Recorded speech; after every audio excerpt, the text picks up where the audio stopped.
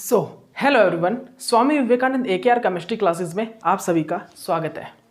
तो आज ये भाई जल्दी आइए स्टार्ट करते हैं अब हम नेक्स्ट चैप्टर। ठीक है, आज थोड़ा सा गैप ले लिया था भाई, मैंने भी थोड़ा सा सोचा गैप ले लेते हैं भाई, इतना बहुत हो गया था स्टडी लेक्चर, थोड़ा सा खुद को भी माइंड को भी रेस्ट देना था, तो इसलिए थोड़ा सा रेस्ट ले लिया था। ठीक है, लेकिन चलिए अब स्टार्ट करते हैं हम।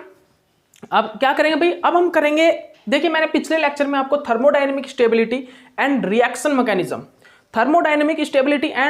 मैकेनिज्म मैंने आपको कंप्लीट करवा दिया है। ठीक है, आप देख लीजिएगा, प्लेलिस्ट में चले जाइए, मैंने अपलोड कर दिया है वीडियो। ठीक है, ओके, तो वहां से आप कंप्लीट बैच फर्स्ट को बोल रहा हूं, वहां से जाके अपना प्लेलिस्ट खोलिए और कंप्लीट कीजिए। बस अब कोऑर्डिनेशन केमिस्ट्री कंप्लीट होने वाला है, complete CSI, NET, JRF, GATE, TIFR, MSc entrance, सभी के लिए वो कोऑर्डिनेशन केमिस्ट्री कर लेना जो मैंने डाली हुई है, बस उसमें से आप हो जाओगे, क्लियर कर लोगे। लेकिन बात फिक्स ये नहीं है भाई वो कर लो ओनली, असाइनमेंट सॉल्यूशन मैं करवाऊंगा, वो असाइनमेंट जरूर सोल्व कर लेना, अगर वो नहीं सोल्व करोगे तो भूल जाओ कि हो पाएगा। ठीक है, ओके, तो चलिए फिर करते हैं हम, अब स्टार्ट करते हैं यहाँ से, क्या kinetic stability of the complexes. तो भाई बात आई काइनेटिक स्टेबिलिटी ऑफ कॉम्प्लेक्स। भाई हम कॉम्प्लेक्स की जो काइनेटिक स्टेबिलिटी होती है वो किस प्रकार जान सकते हैं, किस प्रकार, how to knowing the kinetic stability of the complexes. तो उसका भाई उसके बहुत से रूल हैं, बहुत से फैक्टर्स हैं जो काइनेटिक स्टेबिलिटी ऑफ कॉम्प्लेक्स को बताने में हमारी हेल्प करते हैं। देखिए सबसे पहला कौन सा भाई, हाफ लाइफ पीरियड। कौन सा भाई, हाफ लाइफ पीरियड, ये सभी ने आपने स्टडी किया होगा। हाफ लाइफ पीरियड तो सभी ने किया होगा भाई। ठीक है, हाफ लाइफ पीरियड ये तो आपने सभी ने देखा होगा। हाफ लाइफ पीरियड जो एक रूल है, फैक्टर्स है एक, जिसको हम स्टडी करते हैं काइनेटिक स्टेबिलिटी ऑफ कॉम्प्लेक्सेस में। ये बताते हैं यहां से हम कि जो हमारा कॉम्प्लेक्स है वो कितना स्टेबल होगा, यहां से पता लगता है हमें कि जो हमारा कॉम्प्लेक्स है वो कितना स्टेबल होगा। ठीक है, तो आप देखिएगा मैं क्या बताने जा रहा हूं। अगर हमारा हाफ लाइफ टाइम, मैं क्या बोल रहा हूं, ध्यान रखिएगा इस चीज को, मैं जो बोलने जा रहा हूं इस चीज को सभी नोट डाउन कर लीजिएगा। हम हाफ लाइफ पीरियड से काइनेटिक स्टेबिलिटी को बताते हैं, किस प्रकार। अगर मेरा हाफ लाइफ पीरियड टाइम, अगर मेरी रिएक्शन का जनरली जो मेरी रिएक्शन हो रही है, अगर वो रिएक्शन अगर उस रिएक्शन का time, half life period time, मतलब ये हाफ लाइफ पीरियड टाइम समझते हो ना आप। ठीक है, वो टाइम अगर 1 मिनट से कम आ रहा है, अगर रिएक्शन का टाइम 1 मिनट से कम आ रहा है ना, अगर half life period time 1 minute से कम है रिएक्शन का, दोबारा सुन लीजिए, अगर रिएक्शन का हाफ लाइफ पीरियड टाइम किससे कम है भाई, किससे, 1 से कम है, तो जो हमारी रिएक्शन है वो क्या होगी, हमारी जो रिएक्शन है वो कैसी होगी भाई, सुन लीजिए, वो रिएक्शन होगी लेबाइल रिएक्शन होगी। जनरली लेबाइल रिएक्शन वो होती है जो फास्ट होती है, जिनमें बहुत कम टाइम लगता है, याद रखिएगा इस चीज को, वो रिएक्शन जो बहुत फास्टली होती हैं, जिनमें मतलब कि बहुत कम टाइम लगता है। ठीक है, तो वो रिएक्शन जिसको होने में 1 मिनट से भी, 1 मिनट से भी कम टाइम लगे, उस टाइप की रिएक्शन जो है ना, वो कौन सी कहलाती है भाई, लेबाइल रिएक्शन। कौन सी, लेबाइल रिएक्शन, याद रखिएगा, लेबाइल रिएक्शन कौन सी होती है, जिसमें 1 मिनट से भी कम टाइम लगता है, जिसका हाफ लाइफ पीरियड टाइम जो है 1 मिनट से भी कम हो, 1 मिनट मान लीजिए, 1 मिनट से कम मान लीजिए, 1 मिनट और 1 मिनट से कम। ठीक है ना, लेबाइल रिएक्शन, पहले ये लिख लीजिए, लेबाइल रिएक्शन कौन सी होती है, जिनका time, half life period time जिनका 1 मिनट या 1 मिनट से कम हो, लेस देन 1 मिनट, मैक्सिमम तो यही देखते हैं हम, लेस देन 1 मिनट। ठीक है, और वो रिएक्शंस जिनका टाइम 1 मिनट से ज्यादा हो, ग्रेटर देन 1 मिनट, वो रिएक्शन जिनका टाइम 1 मिनट से ज्यादा हो, तो वो रिएक्शन होती है भाई इनर्ट रिएक्शन, जिनका half life period time greater than 1 minute हो, वो कौन सी होती है भाई, इनर्ट रिएक्शन। ठीक है, यहां पर हम लेबाइल ऑर्डर, इनर्टनेस ऑर्डर, ये सभी चीजें देखेंगे। ठीक है, बहुत इंपॉर्टेंट है भाई, ऊपर डाल लेना, नोट में लिख लेना, most important topic for CSI और नेट JRF, यहां से क्वेश्चन पूछे जाते हैं, नेट JRF में, MSc एंट्रेंस में, गेट टीफर में भी क्वेश्चन आ जाते हैं यहां से, इस टॉपिक से, काइनेटिक स्टेबिलिटी से। बहुत इंपॉर्टेंट टॉपिक है, क्योंकि यहां पर टॉपिक जो क्वेश्चंस बनेंगे मैं आपको करवाऊंगा, देखना क्वेश्चन किस टाइप के गजब के क्वेश्चन बनेंगे यहां से। ठीक है, तो क्या बोला अभी मैंने, हाफ लाइफ पीरियड टाइम से हम क्या देखते हैं, काइनेटिक स्टेबिलिटी ऑफ कॉम्प्लेक्स देखते हैं। उसमें क्या, अगर हाफ लाइफ पीरियड क्या 1 मिनट से कम है, 1 मिनट या 1 मिनट से कम है हाफ लाइफ पीरियड टाइम, क्या, हाफ लाइफ पीरियड टाइम अगर 1 मिनट से कम है या 1 मिनट है तो लेबाइल रिएक्शन होगी। अगर half life period time 1 minute से ज्यादा है, 1 मिनट या 1 मिनट से ज्यादा है, तो हमारी रिएक्शन कौन सी होगी, इनर्ट रिएक्शन होगी। दोबारा सुन लीजिए, कौन सी रिएक्शन होगी, इनर्ट रिएक्शन होगी अगर हमारा हाफ लाइफ पीरियड टाइम अगर किससे ज्यादा है भाई, हमारा 1 से ज्यादा है। उसके बाद लिखिएगा जो मैं आपको बोल रहा हूं, जो हमारा ये काइनेटिक स्टेबिलिटी है ना, जो काइनेटिक स्टेबिलिटी है ये जनरली क्या होता है, कंप्लीटली बेस्ड है और डिपेंड करती है किस चीज पर, एक्टिवेशन एनर्जी पर। जो हमारी काइनेटिक, सेकंड पॉइंट है, पहला तो मैंने बता दिया आपको किस प्रकार देख सकते हैं हम लेबाइल और इनर्टनेस, किसी भी रिएक्शन की stability of complex, kinetic stability of complex को किस प्रकार देख सकते हैं, हाफ लाइफ पीरियड को चेक करके। लेकिन भाई हाफ लाइफ पीरियड आप किस प्रकार चेक करोगे, ये तो भाई क्वेश्चन में दिया हुआ, तो अगर क्वेश्चन में ऑप्शन आ जाए कि इस रिएक्शन का मतलब कि हाफ लाइफ पीरियड 1 से कम है तो रिएक्शन क्या होगी, लेबाइल हो गया इनर्ट, तो आप बता सकते हो लेबाइल होगी। लेकिन भाई कोई मजे वाली बात नहीं है, आप रिएक्शन को देख के बता नहीं पाओगे इस रिएक्शन का टाइम हाफ लाइफ पीरियड से कम है या 1 मिनट है या 1 मिनट से अबोव है, मतलब ये हाफ लाइफ पीरियड जो 1 मिनट से कम है या ज्यादा है या 1 मिनट है, बता नहीं पाओगे। तो उसके बाद हमारा भाई एक और पॉइंट आया, क्या आया पॉइंट, लिख ला वो, कि जो हमारा स्टेबिलिटी ऑफ कॉम्प्लेक्स, जो काइनेटिक स्टेबिलिटी ऑफ कॉम्प्लेक्स है वो कंप्लीटली किस चीज पर बेस्ड है भाई, वो कंप्लीटली बेस्ड है एक्टिवेशन एनर्जी पर। वो कंप्लीटली डिपेंड करती है, जो हमारा काइनेटिक स्टेबिलिटी ऑफ कॉम्प्लेक्स है वो कंप्लीटली डिपेंड करती है और बेस्ड है किस चीज पर, based and depend upon the activation energy. किस चीज पर भाई, एक्टिवेशन एनर्जी पर। किस चीज पर डिपेंड करती है काइनेटिक स्टेबिलिटी ऑफ कॉम्प्लेक्स, किस चीज पर भाई, completely based and depend upon the activation of energy. याद रखिएगा इस चीज को, एक्टिवेशन ऑफ एनर्जी। तो आप सभी को पता है भाई एक्टिवेशन एनर्जी क्या होती है, एक्टिवेशन ऑफ एनर्जी क्या होती है भाई, K is equal to A E minus E A divided by R T. यही होता है ना, यही तो होती है एक्टिवेशन एनर्जी। एक्टिवेशन एनर्जी यही होती है ना, याद है ना आपको एक्टिवेशन एनर्जी। एक्टिवेशन एनर्जी कौन सी होती है भाई, एक्टिवेशन एनर्जी आप किस चीज को बोलते हैं, याद है ना आपको एक्टिवेशन एनर्जी, जहां पर हमारी रिएक्शंस मतलब कि एक्टिव, जहां पे हमारा प्रोडक्ट, जिस पॉइंट से हमारा प्रोडक्ट बनता है, ठीक है, जिस पॉइंट से हमारा प्रोडक्ट फॉर्म होता है, एक्टिवेशन एनर्जी, ये रिएक्टेंट है मान लीजिए, ये रिएक्टेंट, और यहां पर हमारा प्रोडक्ट बनना फॉर्म हो गया, तो यहां से लेके यहां तक, यहां से लेके यहां तक क्या होगा भाई, वो क्या होगा, एक्टिवेशन एनर्जी। मान लीजिए यहां से हमारा रिएक्टेंट है, ये रिएक्टेंट, और यहां से हमारा क्या, वो भी प्रोडक्ट बनना स्टार्ट हो गया है, इस पॉइंट से हमारा प्रोडक्ट बनना स्टार्ट हो गया, तो ये क्या कहलाएगी भाई, एक्टिवेशन एनर्जी। इसी को तो हम एक्टिवेशन एनर्जी बोलते हैं, ठीक है, याद है ना आपको एक्टिवेशन एनर्जी, ठीक है। तो हमारी जो काइनेटिक स्टेबिलिटी ऑफ कॉम्प्लेक्स है, क्या काइनेटिक स्टेबिलिटी ऑफ कॉम्प्लेक्स, वो भाई completely depend and based upon the activation of energy, मतलब ये कंप्लीटली डिपेंड करती है और बेस्ड है किस चीज पर, एक्टिवेशन एनर्जी पर। बट यहां पर भी एक प्रॉब्लम क्रिएट हो गई भाई, यहां पर भी एक प्रॉब्लम क्रिएट होगी। कौन सी थी वो प्रॉब्लम, वो प्रॉब्लम थी कि भाई एक्टिवेशन एनर्जी ना हमें हर एक रिएक्शन की पता नहीं होगी, हमें हर एक रिएक्शन की जो एक्टिवेशन एनर्जी है वो पता नहीं होगी। कैसे पता होगी भाई, हर एक कॉम्प्लेक्स की या रिएक्शन की आप एक्टिवेशन एनर्जी बता सकते हो, इतनी एक्टिवेशन एनर्जी, या फिर कैलकुलेट करना होगा आपको हर एक रिएक्शन की, मतलब कि एक्टिवेशन एनर्जी को कैलकुलेट करो, या फिर हाफ लाइफ पीरियड टाइम, वो वाले रूल, तो इनसे तो भाई बहुत टाइम लग जाएगा रिएक्शन को बताने में कि रिएक्शन लेबाइल है या रिएक्शन इनर्ट है, रिएक्शन लेबाइल है या रिएक्शन इनर्ट है, ये चीज बताने में अगर हम एक्टिवेशन एनर्जी से बताएंगे तो टाइम लगेगा भाई। एक्टिवेशन एनर्जी बिकॉज हमें हर एक रिएक्शन की नहीं पता होती। और एक चीज सुन लीजिए, जो भी बोल रहा हूं वो नोट डाउन कर लीजिए कॉपी में, बहुत इंपॉर्टेंट बात बोल रहा हूं मैं सभी, ये मत सोचिएगा मैं बार बार एक ही बात बोल रहा हूं, बेशक से आप उसको एक बार नोट डाउन कर लीजिए कॉपी में, फिर मुझे सुन लीजिए, या फिर मुझे सुन के कॉपी में नोट डाउन कर लेना जो मैंने बोला है कि जो हमारी काइनेटिक एनर्जी है हमें हर एक रिएक्शन की नहीं पता होती, इसीलिए हम काइनेटिक एनर्जी के through, according to kinetic energy, हम भाई काइनेटिक स्टेबिलिटी ऑफ कॉम्प्लेक्स को डिफाइन नहीं कर सकते। काइनेटिक स्टेबिलिटी ऑफ कॉम्प्लेक्स को हम डिफाइन नहीं कर सकते किसके अकॉर्डिंग, एक्टिवेशन एनर्जी से। फिर उसके बाद हम क्या देखते हैं भाई, अब हम काइनेटिक जो हमारा एक्टिवेशन एनर्जी के थ्रू, एक्टिवेशन एनर्जी के थ्रू तो हम भाई नहीं बता पा रहे काइनेटिक स्टेबिलिटी ऑफ कॉम्प्लेक्स। उसके बाद क्या आया, जो हमारी वैलेंस बॉन्ड थ्योरी है ना, वैलेंस बॉन्ड थ्योरी, वीबीटी, जो थर्ड पॉइंट लिख लेना, थर्ड पॉइंट लिख लेना भाई, थर्ड पॉइंट लिख लेना यहां पर कि जो हमारी वैलेंस बॉन्ड थ्योरी है ना, वैलेंस बॉन्ड थ्योरी, वो भी काइनेटिक स्टेबिलिटी ऑफ कॉम्प्लेक्स को बताने में हमारी हेल्प करती है। सुन लीजिए, जो हमारी वीबीटी थ्योरी है, वैलेंस बॉन्ड थ्योरी, कौन सी भाई, valence bond theory, valence bond theory भी हमारी जो हमारे काइनेटिक स्टेबिलिटी ऑफ कॉम्प्लेक्स है उसको बताने में हमारी हेल्प करती है, because kinetic stability of complex is depend upon the valence bond theory.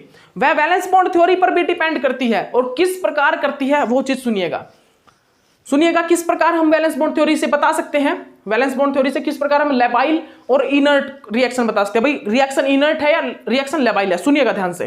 क्या बोला मैंने, हम किस चीज से बता सकते हैं भाई, VBT theory, valence bond theory से काइनेटिक स्टेबिलिटी को बता सकते हैं। ठीक है, थर्ड पॉइंट लिख लीजिएगा ध्यान से, जल्दी लिखिए, जल्दी लिखिए। Third point, valence bond theory VBT, जो हमारी वैलेंस बॉन्ड थ्योरी होती है ना, उससे हम डिफाइन कर सकते हैं किस चीज को, काइनेटिक स्टेबिलिटी को, kinetic stability of the complexes. क्या कर सकते हैं भाई, काइनेटिक स्टेबिलिटी ऑफ कॉम्प्लेक्स को हम डिफाइन कर सकते हैं किस चीज से भाई, वैलेंस बॉन्ड थ्योरी से। अब आप समझिएगा इसको कि वैलेंस बॉन्ड थ्योरी से हम डिफाइन कर सकते हैं, किस प्रकार कर सकते हैं हम लेबाइलनेस और इनर्टनेस को किस प्रकार डिफाइन कर सकते हैं। सुनिएगा, अगर मेरे लो एनर्जी ऑर्बिटल्स, अगर मेरे, लिख लो ये पॉइंट लिख लो, वैलेंस बॉन्ड थ्योरी से काइनेटिक स्टेबिलिटी ऑफ कॉम्प्लेक्स को किस प्रकार डिपेंड कर सकते हैं हम, लिख लीजिए पॉइंट ए लिखिए, पॉइंट नंबर ए लिखिए थर्ड का। अगर हमारे लो एनर्जी ऑर्बिटल में अगर एक भी ऑर्बिटल वैकेंट रह गया, हमारे जो लो एनर्जी ऑर्बिटल होते हैं कॉम्प्लेक्स बनाने के बाद रिएक्शन में क्या होगा, रिएक्शन में भाई क्या होगा, रिएक्शन रिएक्ट करेगी मान लीजिए, और क्या बनाएगा, मेटल लिगैंड कॉम्प्लेक्स बनेगा। मेटल लिगैंड कॉम्प्लेक्स क्या बनेगा, मेटल लिगैंड कॉम्प्लेक्स बनेगा। और याद रखिएगा, अगर हमारी रिएक्शन में मेटल लिगैंड कॉम्प्लेक्स बनने के बाद अगर लो एनर्जी ऑर्बिटल का एक भी ऑर्बिटल, लो एनर्जी ऑर्बिटल्स में एक भी ऑर्बिटल वैकेंट रह गया ना, मेटल लिगैंड कॉम्प्लेक्स बनने के बाद अगर हमारे जो मेटल के जो ऑर्बिटल हैं, उन ऑर्बिटल्स में जो लो एनर्जी के ऑर्बिटल हैं, उन लो एनर्जी ऑर्बिटल में एक भी ऑर्बिटल अगर वैकेंट रह गया तो हम उसको बोलेंगे लेबाइल कॉम्प्लेक्स, लेबाइल रिएक्शन। हम उसको क्या बोलेंगे भाई, this is a labile complex, या फिर लेबाइल रिएक्शन हो रही है, यहां पर लेबाइल रिएक्शन हो रही है, या फिर ये लेबाइल कॉम्प्लेक्स है। ये हमने किसके थ्रू बताया, वैलेंस बॉन्ड थ्योरी के थ्रू, वैलेंस बॉन्ड थ्योरी। क्योंकि हम वैलेंस बॉन्ड थ्योरी से तो क्या निकालते हैं, हाइब्रिडाइजेशन निकालते हैं ना। और हाइब्रिडाइजेशन किस प्रकार निकालते हैं आपको पता ही है, ये कि जितने ऑर्बिटल वैकेंट हो गए ना, उन ऑर्बिटल किस किस ऑर्बिटल में हमारा लिगैंड अपने इलेक्ट्रॉन डोनेट करेगा वो देख लेंगे हम, और हमारी हाइब्रिडाइजेशन निकल जाती है। तो मुझे सिर्फ यही देखना है कि जितने भी ऑर्बिटल हैं उनमें सबसे लो एनर्जी वाले ऑर्बिटल कौन से हैं, और उन लो एनर्जी ऑर्बिटल में कोई वैकेंट ऑर्बिटल तो नहीं रह रहा। अगर रह रहा है तो वो लेबाइल है, और नहीं रह रहा तो वो क्या है, इनर्ट है। अब देखिएगा किस प्रकार बता रहा हूं मैं, देखिएगा, सुन लिया ना। अब देख लीजिए, लिख लीजिए इस चीज को, लिख लीजिए जो बता रहा हूं। हमारे ऑर्बिटल है भाई कौन से, ये 3D, ये है भाई 4s, ये है 4p। उसके बाद और लिख लीजिए, नीचे और बना लीजिए। ठीक है भाई, ये है हमारे पास ऑर्बिटल। मैंने भाई यहां पर है, ये तो है D2 सिस्टम का, ये है भाई D3 सिस्टम का, 1 2 3। ठीक है, अब देखिएगा मेरे पास 6 लिगैंड प्रेजेंट है वाटर के, मान लीजिए वाटर है।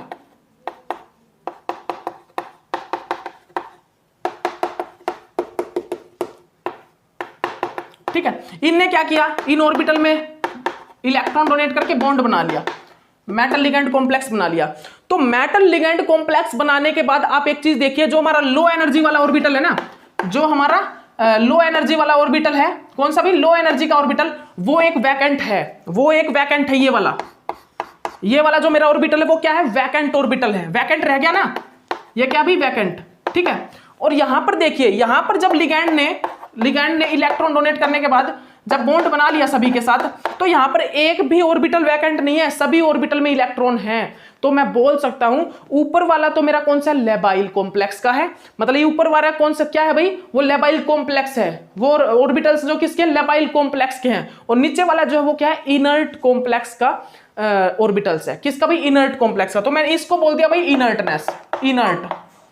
हम इसको बोल सकते हैं, जहां पर इन ऑर्बिटल्स की रिएक्शन हो रही है उनको बोल सकते हैं इनर्ट रिएक्शन या इनर्ट कॉम्प्लेक्स। इसको हम बोलते हैं लेबाइल कॉम्प्लेक्स या लेबाइल रिएक्शन का, लेबाइल कॉम्प्लेक्स या लेबाइल रिएक्शन के हमारे ऑर्बिटल्स हैं। ठीक है, ध्यान रखिएगा। क्या बोलते हैं भाई इसको? लेबाइल कॉम्प्लेक्स, और इसको बोलते हैं इनर्ट कॉम्प्लेक्स।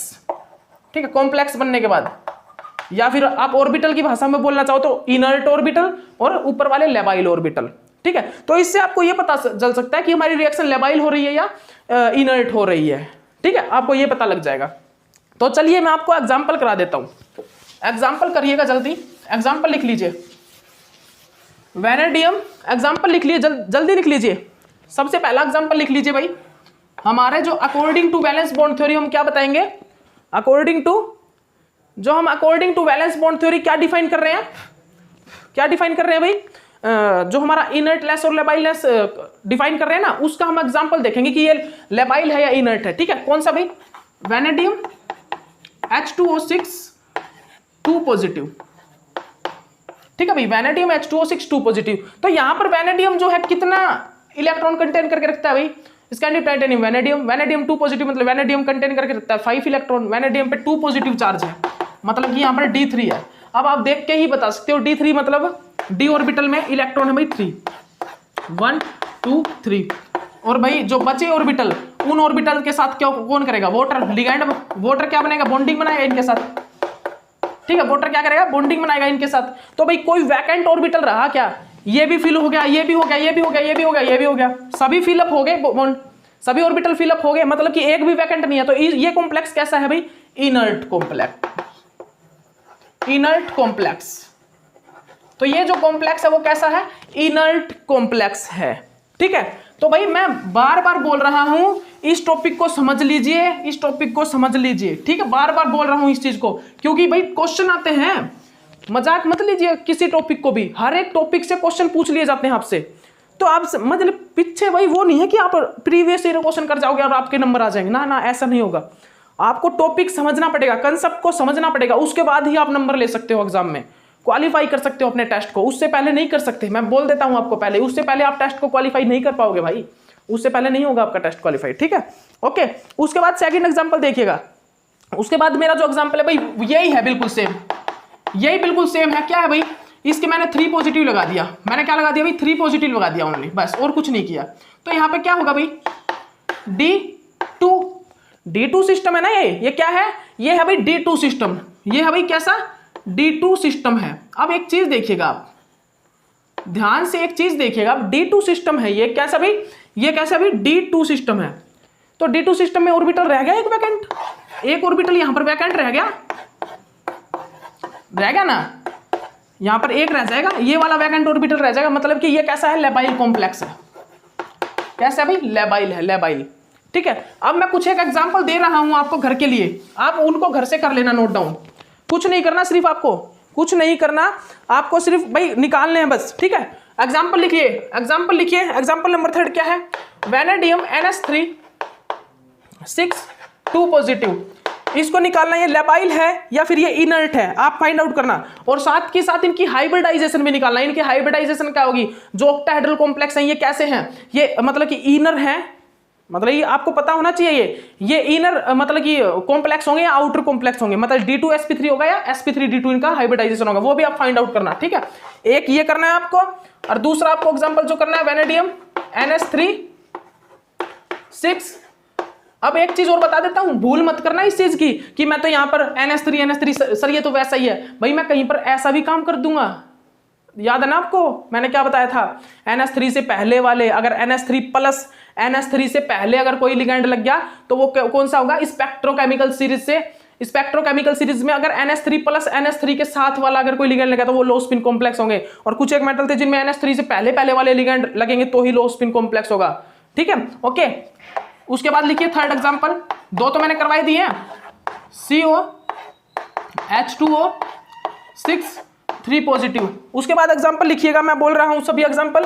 4th नंबर का एग्जांपल है भाई CrCl6 3 नेगेटिव। उसके बाद और लिखिएगा एग्जांपल, 5th नंबर का एग्जांपल लिखिएगा CONH36 3 पॉजिटिव।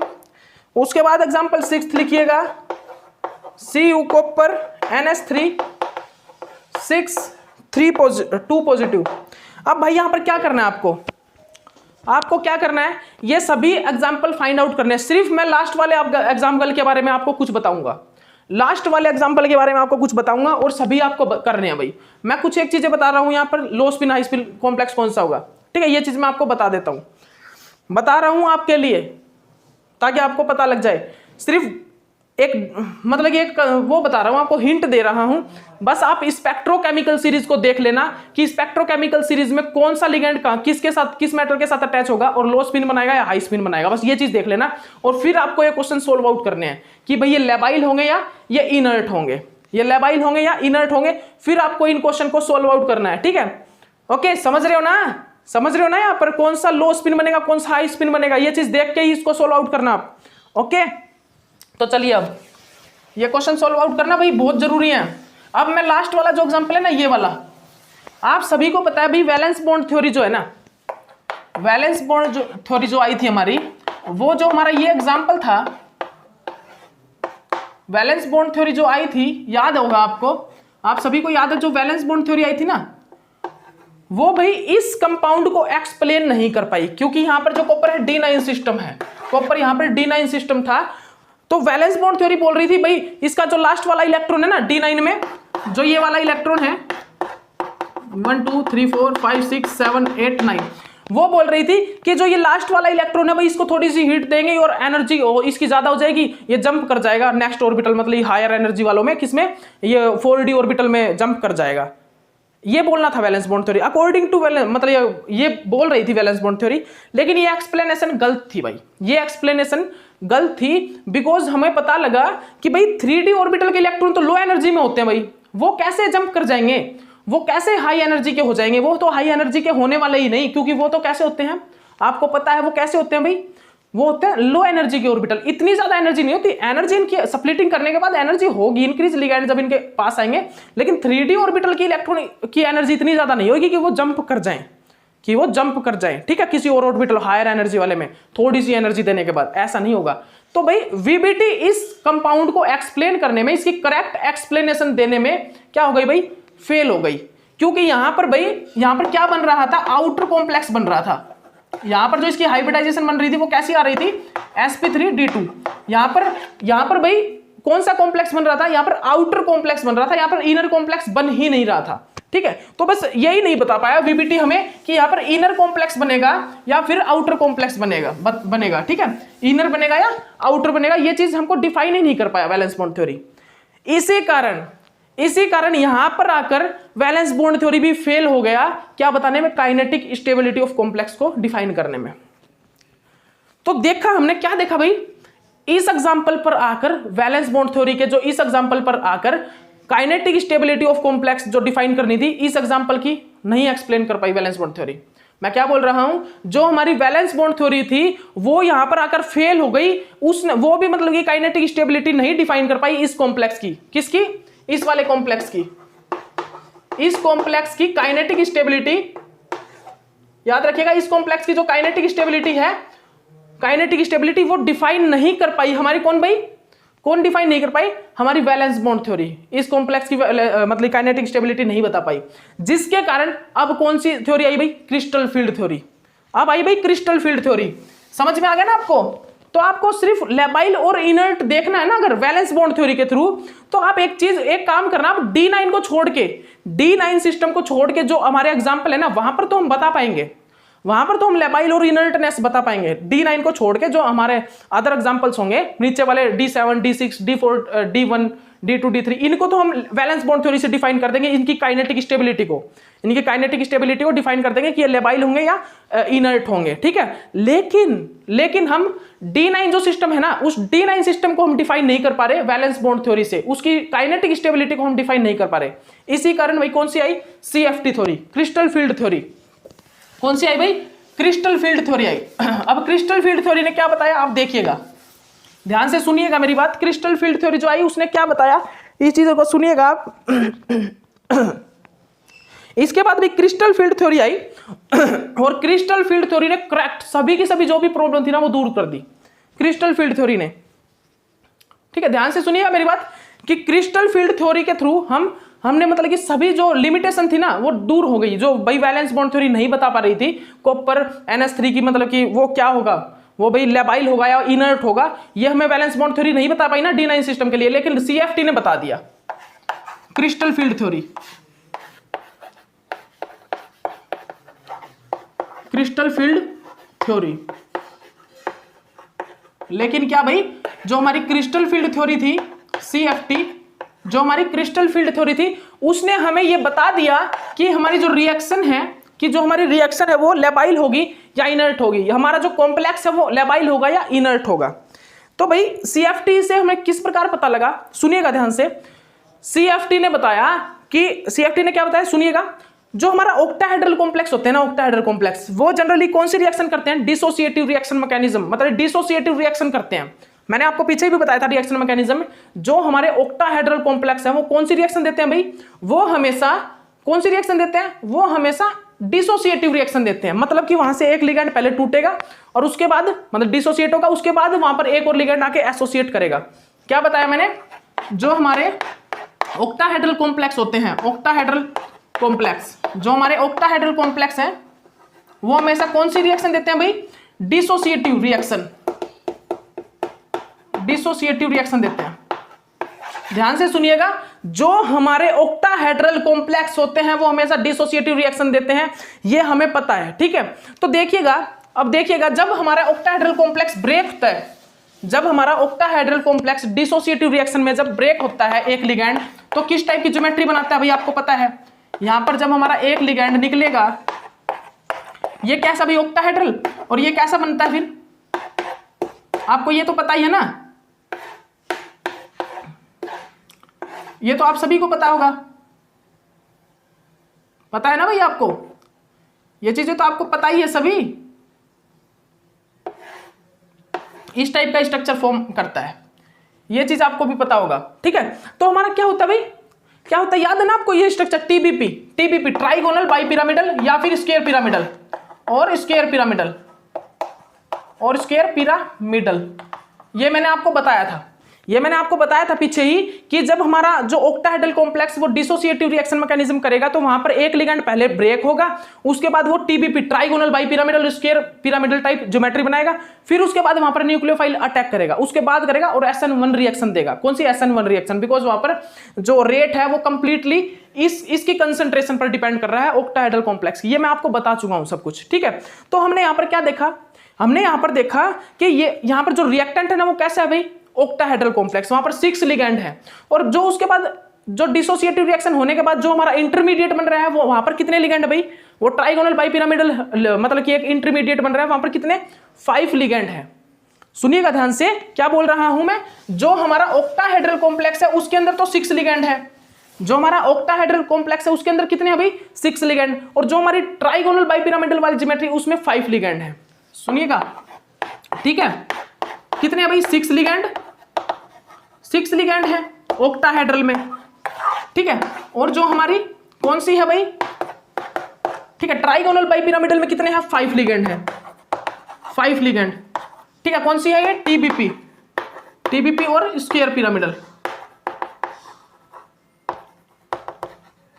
टीबीपी और स्क्वायर पिरामिडल है, याद रखिएगा इस चीज को, ठीक है। ओके, समझ गए ना। अब यहां पर कितने हैं, 6 लिगैंड, ठीक है, और यहां पर है 5 लिगैंड। तो आपको पता है CFSC किस पर डिपेंड करती है भाई, और क्रिस्टल फील्ड थ्योरी जो है वो एक्चुअली में मतलब कि क्रिस्टल फील्ड स्टेबलाइजेशन एनर्जी से ही सभी को सोल्व करती है। जो हमारी CFT थ्योरी है ना, वहां पर हम CFSC एनर्जी से ही सभी चीजों को सोल्व आउट करते हैं, आपको पता है। तो यहां पर एक चीज देखिए, यहां पर CFSC एनर्जी किसकी ज्यादा होगी भाई, यहां पर 6 लिगैंड है, यहां पर 5 लिगैंड है, तो इनमें CFSC में कुछ डिफरेंस तो आएगा ना, इनमें CFSC में कुछ डिफरेंस तो आएगा ना। तो हमारी CFT थ्योरी है ना, जो CFT क्रिस्टल फील्ड थ्योरी, उसने CFSC एनर्जी से ही ये बताया कि कौन लेबाइल होगा, कौन इनर्ट होगा। सुनिएगा, यहां पर ये ऑक्टाहेड्रल कॉम्प्लेक्स है, ये ट्राइगोनल बाइपिरामिडल है, यहां पर 6 लिगैंड है, यहां पर 5 लिगैंड है, तो इनके CFSC में कुछ डिफरेंस तो आएगा ना, क्रिस्टल फील्ड स्टेबलाइजेशन एनर्जी में इनके CFSC में जो डिफरेंस आएगा ना, उस डिफरेंस से ही CFT ने यह बताया कि कौन से कॉम्प्लेक्स हमारे लेबाइल होंगे और कौन से कॉम्प्लेक्स हमारे इनर्ट होंगे। याद रखिएगा, ये लिख लीजिए ध्यान से, इस चीज को आप लिख लीजिए, बहुत अच्छे से नोट डाउन कर लीजिए। क्रिस्टल फील्ड थ्योरी ने क्या करा भाई, CFSE एनर्जी के डिफरेंस को देख के ये बताया कि कौन से कॉम्प्लेक्स लेबाइल होंगे, कौन से कॉम्प्लेक्स इनर्ट होंगे। ठीक है, तो लिखिएगा उसके बाद वाली लाइन, उसके बाद वाली लाइन लिखिएगा आप जल्दी, क्या बोल रहा हूं जो मैं, लिखिएगा ध्यान से, इसके बाद वाली लाइन लिखिएगा ध्यान से। क्या बोल रहा हूं मैं कि जो हमारा अगर CFSE का डिफरेंस, अगर हमारा CFSE का डिफरेंस नेगेटिव में आ रहा है, सुनिएगा ध्यान से, अगर हमारा CFSE का डिफरेंस नेगेटिव में आ रहा है ना, बेशक से हाई स्पिन कॉम्प्लेक्स हो, बेशक से लो स्पिन कॉम्प्लेक्स हो, बेशक से हाई स्पिन हो, बेशक से लो स्पिन कॉम्प्लेक्स हो, अगर हमारा CFSE का difference, crystal field stabilization energy का डिफरेंस, वो कैसा आ रहा है, नेगेटिव में आ रहा है ना, नेगेटिव में, तो हमारा जो कॉम्प्लेक्स होगा वो होगा इनर्ट। तो जो हमारा कॉम्प्लेक्स होगा वो कैसा होगा भाई, वो हमारा कॉम्प्लेक्स होगा इनर्ट। ठीक है, अगर हमारा CFSE का डिफरेंस पॉजिटिव में आ रहा है, पॉजिटिव में, तो हमारा कॉम्प्लेक्स होगा कैसा, लेबाइल। तो मैंने क्या बताया भाई आपको, जब हमारी एक octahedral geometry trigonal bipyramidal geometry में चेंज हुई, मैंने आपको बताया ना ऑक्टाहेड्रल ज्योमेट्री क्या होता है भाई, वो रिएक्शन करती है डिसोसिएटिव रिएक्शन मैकेनिज्म से। ठीक है, और जब वो ऑक्टाहेड्रल ट्राइगोनल बाइपिरामिडल ज्योमेट्री में चेंज होती है तो वहां पर क्या होता है, उनकी CFSE में डिफरेंस क्रिएट होता है। क्या, ऑक्टाहेड्रल की CFSE कुछ और होगी और ट्राइगोनल बाइपिरामिडल की ज्योमेट्री जो है उसकी CFSE कुछ और होगी, तो यहां पर डिफरेंस तो आएगा ना CFSE में, उसकी CFSE और इसकी CFSE में कुछ डिफरेंस तो आएगा ना। तो वही बता रहा हूं मैं, अगर CFSE में डिफरेंस अगर पॉजिटिव में आए तो उसको हम बोलेंगे लेबाइल कॉम्प्लेक्स। अगर CFSE में डिफरेंस कैसा है भी, नेगेटिव में आए, तो उसको बोलेंगे हम इनर्ट। अगर याद रखिएगा, अगर हमारा CFSE में डिफरेंस पॉजिटिव में आए तो हमारा जो कॉम्प्लेक्स होगा वो कैसा होगा, कैसा होगा भाई, लेबाइल होगा। अगर हमारा CFSE में जो डिफरेंस है वो कैसा है, नेगेटिव में आए, तो हमारा कॉम्प्लेक्स इनर्ट होगा। बस इतनी चीज याद रखिएगा आप जो मैं बता रहा हूं। उसके बाद हमारे भाई साइंटिस्ट आए, उसके बाद हमारे साइंटिस्ट आए बेसोले और प्रिजन, याद रखिएगा, बेसोले और प्रिजन आए। इसके बाद कौन से भाई, बेसोले और, एक मिनट रुकिए टाइम देख लेते हैं भाई, टाइम हो चुका है, अगले में बताऊंगा, लेकिन चलिए बता देता हूं कुछ आपको। उसके बाद हमारे कौन आए, साइंटिस्ट आए बेसोले और प्रिजन। बेसोले और प्रिजन ने क्या किया, एक टेबल दी। बेसोले और हमारे जो प्रिजन थे उन्होंने एक टेबल दी हाई स्पिन कॉम्प्लेक्स की और लो स्पिन कॉम्प्लेक्स की। वहां पर उस टेबल में क्या था, उसमें हाई स्पिन कॉम्प्लेक्स और लो स्पिन कॉम्प्लेक्स के लिए CFSE थी, उसमें हाई स्पिन कॉम्प्लेक्स और लो स्पिन कॉम्प्लेक्स के लिए CFSE लिखी हुई थी कि हाई स्पिन कॉम्प्लेक्स में इतनी CFSE इसकी होगी, इतनी CFSE इस कॉम्प्लेक्स की होगी, मतलब कि D1 D2 D3 के लिए, D1 D2 D3 D4 D5 सभी के लिए हाई स्पिन कॉम्प्लेक्स और लो स्पिन कॉम्प्लेक्स की क्या, CFSE लिखी हुई थी, CFSE का डिफरेंस लिखा हुआ था, CFSE का डिफरेंस लिखा हुआ था। तो आपको कुछ नहीं करना, आपको कॉम्प्लेक्स में सिर्फ क्या देखना है कि ये D1 सिस्टम है, D2 सिस्टम, D2 है, D3 है, D4, आपको सिर्फ यही देखना है। और आपको फिर उस टेबल में देखना भाई इसमें डिफरेंस क्या था, इसमें डिफरेंस आ रहा था नेगेटिव में, मतलब कि ये कॉम्प्लेक्स का इनर्ट। फिर आपको देखना भाई ये कॉम्प्लेक्स है, यहाँ पर डिफरेंस पॉजिटिव में आ रहा था, मतलब कि ये क्या है, लेबाइल। बस आपको वो टेबल देखनी है। तो मैं आपको वो टेबल है नेक्स्ट लेक्चर में कराऊंगा, क्योंकि अभी नहीं हो पाएगी वो टेबल। ठीक है, छोटी सी टेबल है, ज्यादा बड़ी नहीं है, सिर्फ उसमें CFSE एनर्जी लिखी हुई है, CFSE एनर्जी का डिफरेंस लिखा हुआ है D0 से D9 तक। D0 का तो कोई एनर्जी होगा ही नहीं। ठीक है, D1 से D9 तक वहां पर CFSE एनर्जी का डिफरेंस लिखा हुआ है, वो मैं आपको नेक्स्ट लेक्चर में कराऊंगा, अभी टाइम नहीं है। ओके, तो चलिए ठीक है, बाय।